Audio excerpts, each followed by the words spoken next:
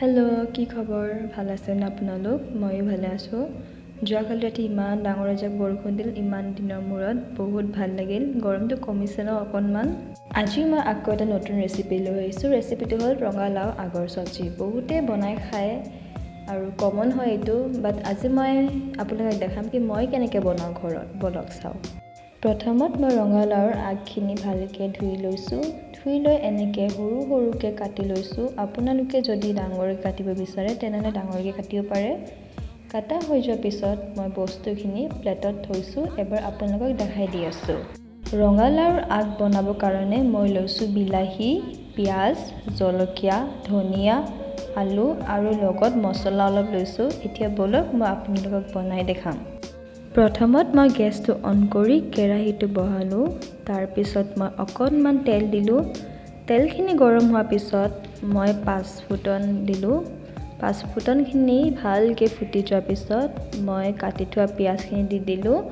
লগত মই দুটা জলকীয়া দি ভালকৈ ভাজি লৈছোঁ ভাজা হোৱাৰ পিছত মই তাতে কাটি থোৱা আলুখিনি দি লৈ অকণমান লাৰি দিছোঁ লাৰি দিয়াৰ পিছত মই ৰঙালাওৰ আগখিনি দি আৰু অলপমান লাৰি দিছোঁ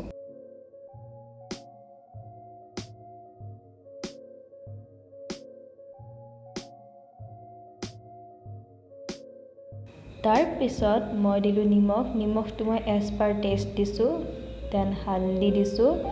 আদা নহৰু জিৰা জালুক পেষ্ট ঘৰতে বনোৱা আছিলে সেইখিনি দিলোঁ পেষ্টখিনি দিয়া হোৱাৰ পিছত অলপ মিক্স কৰি কভাৰ কৰি দিছোঁ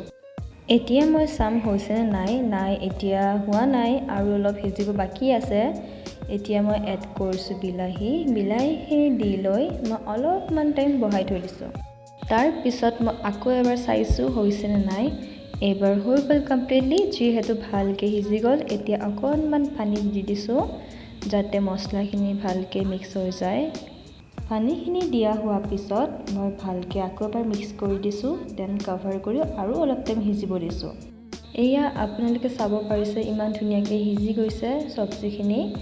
আৰু যিহেতু সিজি গ'ল ধুনীয়াকৈ